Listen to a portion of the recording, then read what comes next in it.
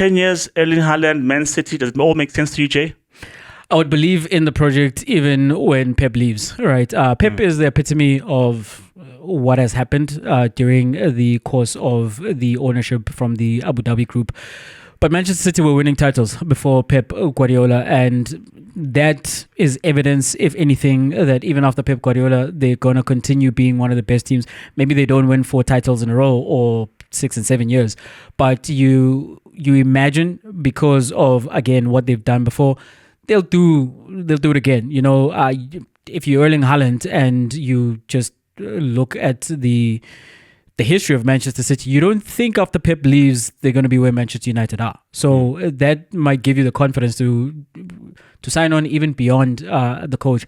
The most interesting thing for me, or the most concerning thing for me, is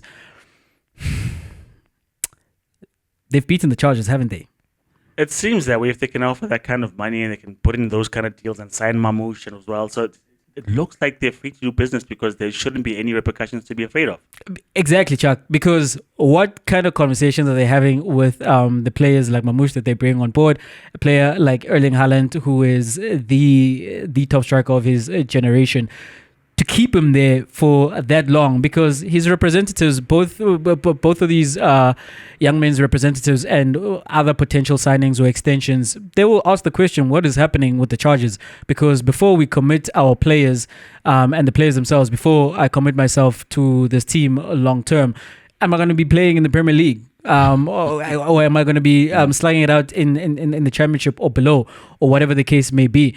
And I would find it very hard, Chuck, to think that players would say, yes, I'm on board for everything, even if you get relegated. This is not Juventus in the mid-2000s, right? Because you think players like Del Piero and Buffon, those players, they were ingrained into that culture. And also, I don't know, there were mafia ties there. So I don't know if you could just walk away and it was going to be fine. So that's my big concern, that with the results yet to be announced, it seems as if we know the results. But I'm shocked, Chuck, that Erling Haaland signed on for 10 years, because I have said before, and I had started to see this in practice, especially with the superstar players, that they run down their contracts and they leave for free, because where they are then going, they get to get a big signing on bonus because there's no transfer fee spent on them. And that was my logic, right?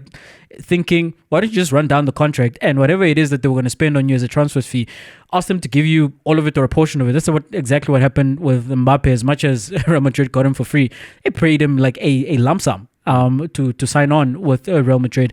And I thought this is where we are going. Trent Alexander-Arnold hasn't signed a contract, and if he leaves for Real Madrid, who are not getting him now in the January transfer window, he's going to leave for free. And part of the spoils of that will be he'll get a big signing on bonus. And I thought that was the trend, especially with, as I'm saying, the superstar players, because you can gamble on that. Because what a long contract gives you is security, right? Over the lifetime of the contract.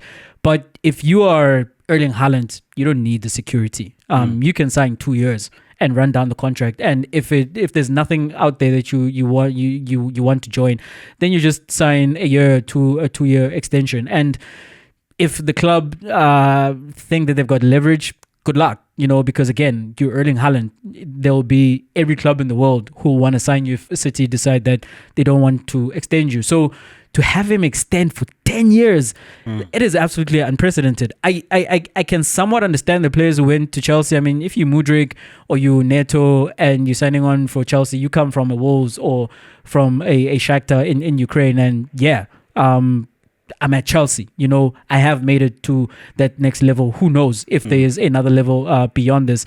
But for an Erling Haaland, that is really, really surprising for me.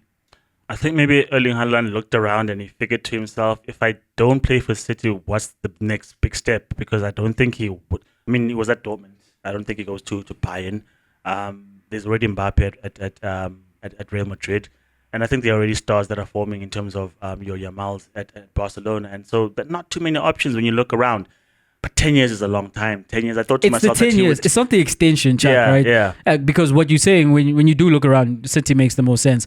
But Are City going to make the most sense 6 years from now, 7 years from now, 8, 9, 10 years Things from change now? in football. Yeah, things change in football. And when I think about it, Jay, obviously Chelsea were being smart in terms of how to pay the estimation of the values of these players. In terms of if I pay £70 million over an 8-year period, it's not that taxing on the pocket versus doing it over like a 5-year period. That's why you sign a contract over that period of time.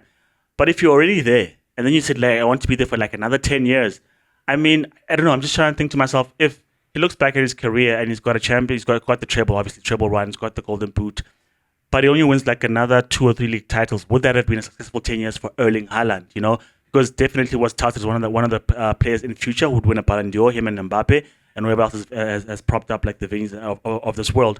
So I wondered to myself in terms of, will they still be dominant? Because as much as you say, Jay, they were winning the league titles before Pep Guardiola came, I can't help to think to myself that we're more likely to see an emergence of another Klopp or an Arteta to push City without a Pep Guardiola, which means that those teams, like an Arsenal, probably win a league, and Liverpool probably win a league, and not City, because it's no longer that period where the City are that dominant. And I wanted to myself, in 10 years' time, when you don't have a Rodri, when you don't have a Foden next to you, and those players have gone, and Kevin De Bruyne is not there, what do City look like? Because as much as football does produce talents, we don't know to what extent they'll be great and for how long they'll be great, because it could be like Coutinho. He was great when he was at Liverpool and then left, and then what of Coutinho?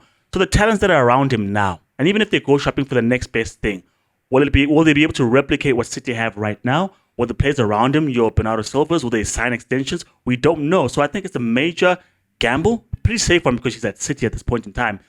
But he's secured his money as well. So 10 years is a long time. And I think we wouldn't bat an eyelid had he signed a 5-year extension, and then after 3 years signed another 5-year extension. That makes more sense because that's more common. But 10 years off the gate, I don't know, man. Maybe it's wise to look back and then say that he was smart, but yeah, it's a big number.